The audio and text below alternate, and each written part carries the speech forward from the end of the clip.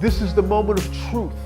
This is the moment that we've all been waiting for. Day 10, the evening. Good evening, guys. We've made it all the way to the last devotional. You should be proud of yourselves. I know God is proud of you. I'm proud of you, and I'm so honored that you took this challenge. I'm beyond words, more than honored. And again, no matter how many words that it is that I have to say to you and all the emotions that are in my heart, I still don't want to take up your time. I know that you have much to get through today. So let's get right to the devotional.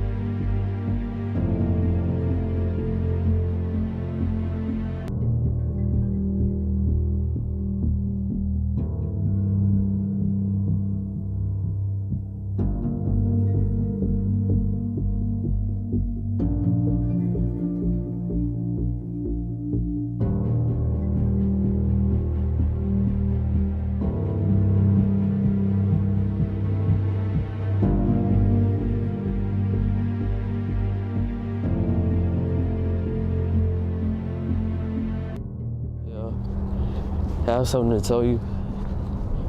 This whole church thing, I can't do it anymore. People over there, they discourage me and put me down. I know I just got baptized, but I just can't do it. All right, I hear what you're saying. Let me tell you, I was in the same position as you. When I was younger, just about probably your age, people discouraged me in the church as well. And I always told myself, when I get older and I have the opportunity to leave my parents' house, I'm out of here and I'm not going to church anymore. And that's exactly what I did. When I got to college, didn't go to church for about 3 to almost 4 years, man. And let me tell you, that was the worst 3 to 4 years of my life. Being away from God, running away from God, not doing what God called me to do. Let me tell you something, there's a reason why God wanted me in the church, even with all those individuals discouraging me. There's a reason why God wants you in the church, even with all those people discouraging you. And how I like in my situation too, and your situation too, it's like I compare it to this guy in the Bible. His name was Jonah. And Jonah was a young man just like you. God called Jonah to go to the people of God and to tell the people of God that they were backsliding, that they were apostatizing, that they were sinning and sinning to the maximum degree that, God couldn't take it anymore. But Jonah knew that if he went to these people and he spoke to these people, they probably would have laughed at him, they would have mocked him, and they probably would have even killed him. So instead of going back and being around the people of God, what does Jonah do? Jonah runs off into the world thinking it's going to be much better for him out there in the world. He hops on a ship to go off to wherever it is that he's going to. The ship gets caught in a storm. Jonah knows that the storm is because of him, so he tells the people to throw him overboard. They throw him overboard. He gets swallowed by a whale. Let me tell you, instead of going to the people of God, Jonah runs off and things got much worse for him. What do you think is worse? People mocking you, people trying to discourage you, or being caught in a storm in the middle of the sea, being swallowed by a whale?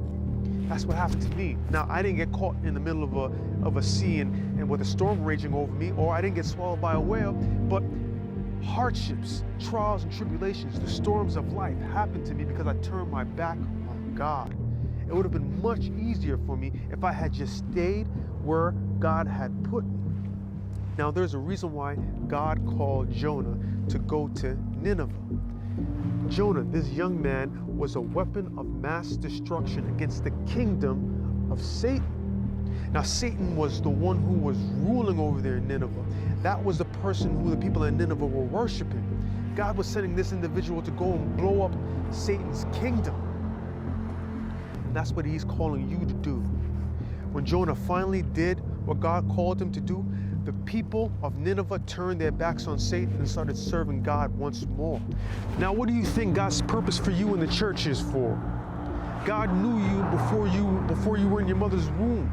He had a purpose placed on your life. You are a weapon of mass destruction, just like Jonah was a weapon of mass destruction. Psalms 127 verse 4 says, just as an arrow is in the quiver of a strong man, so are the children of the youth. You are the weapon that God is using against the kingdom of Satan. The church is filled with people just like Nineveh, and God is sending you, the young man, the children of the youth, to go back over to Nineveh and to tell the people in Nineveh what God has told you to tell them. You show the people in your church the character of God. You show the people in your church the love of Jesus Christ. You preach the truth. You study your word and you live it. And those who are in the church around you will see Jesus living out through how you live your life, and they will want to change. That's why Satan wants you out of there. He understands that you're that weapon. So if he destroys the weapon, there's nothing that can destroy his kingdom. He doesn't want the weapon there. That's why he's sending people to discourage you. Understand that you're the weapon. Understand that you're more powerful than them. You have to understand the power that's within you. You have to understand who it is that you are and who it is that you belong to. So what if anybody says anything against you, if anybody puts you down in the church? God said that you're a royal priesthood. You are a king. You're adopted into the family of God. That means that you're a king. It doesn't matter what anybody says. If you walked up to Queen Elizabeth and you called her something that she wasn't, something that much lower than she was, you think that she's gonna feel bad about it? No, because she's Queen Elizabeth. You are a king. When somebody says something to you, it doesn't matter. It doesn't matter, because you understand who it is that you are and who created you, who you belong to. God made you to be his weapon. Go back to your church and be that weapon. You are a weapon of mass destruction against the kingdom of Satan. Remember that. And let me tell you one more thing, and don't ever forget this. I love you, and I'm here for you. But most of all, Jesus Christ loves you. He will never leave you nor forsake you. Just put your faith in him. All right?